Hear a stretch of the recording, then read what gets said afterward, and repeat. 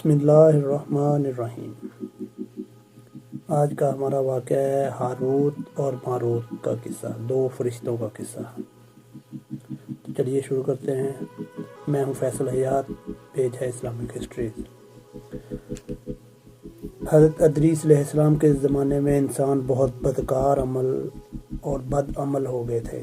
فرشتوں نے بارگاہ الہی میں عرض کیا، مولا انسان بہت بدکار ہیں، یہ خلافت کے لائق نہیں ہیں، انہیں معزول کر دیا جائے، یا کم از کم خلیفہ یہ رہیں اور وزیر ہم، تاکہ ہم ان کے بگڑے کام سنبھال لیں۔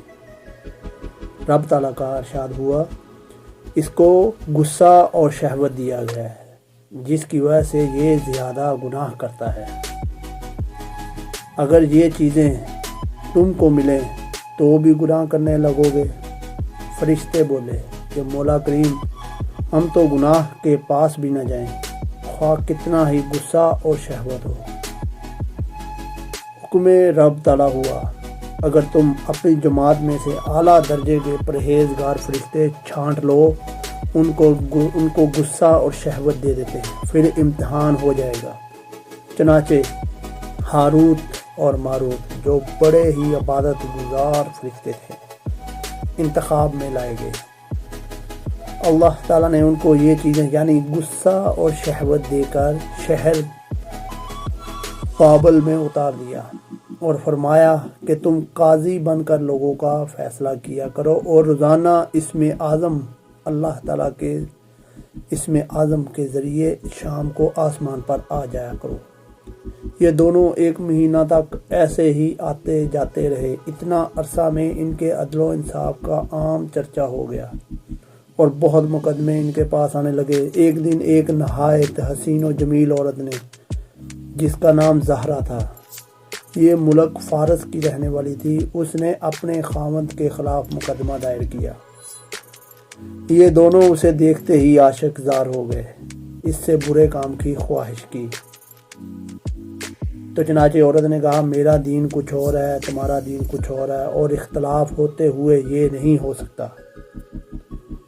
نیز میرا شوہر بہت غیرت مند ہے، اگر اسے خبر لگ گئی تو مجھے قتل کر دے گا، لہذا پہلے تو آپ میرے بت کو سجدہ کرو اور میرے شوہر کو قتل کرو، پھر میں تمہاری اور تم میرے۔ تو چنانچہ فرشتوں نے انکار کر دیا۔ وہ عورت چلی گئی، مگر ان کے دل میں اس کے عشق کی آگ بھڑک گئی۔ آخر فرشتوں نے اسے پیغام بھیجا کہ ہم تیرے گھر آنا چاہتے ہیں۔ تو اس عورت نے کہا، سر آنکھوں پر۔ دونوں اس کے گھر پہنچ گئے۔ اس نے اپنے آپ کو آراستہ کیا اور ان سے بولی، یا تو آپ مجھے اسم اعظم یعنی دین سکھا دیں، یا بت کو سجدہ کریں، یا شوہر کو قتل کریں، یا شراب پی لیں۔ تو فرشتوں نے سوچا، ہاروت اور ماروت، کہ اسم اعظم اسرار الہی، اس کو ظاہر کرنا بہت ظلم ہے، بت پرستی کرنا شرک ہے، اور قتل کرنا حق العباد۔ لاؤ شراب پی لیں۔ تو فرشتے شراب کے لیے مان جاتے ہیں، چنانچہ شراب پی لی۔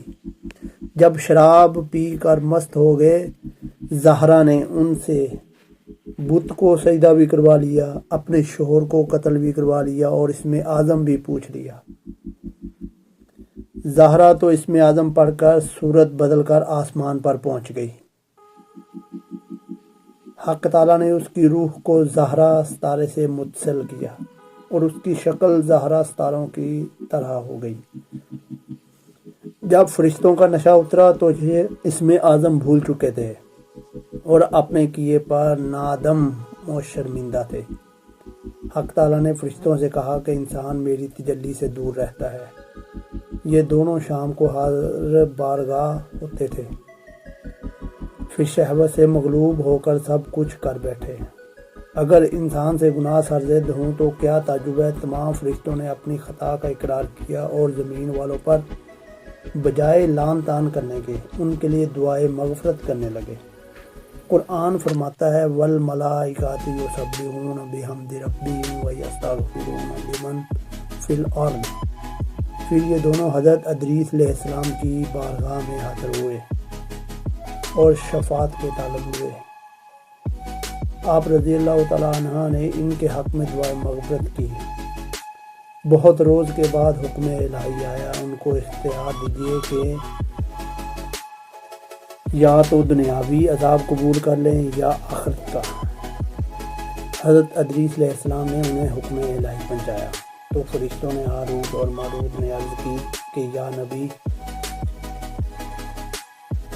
دنیا کا عذاب فانی اور آخرت کا عذاب ابداً تک باقی رہے گا، ہم کو دنیاوی عذاب منظور ہے۔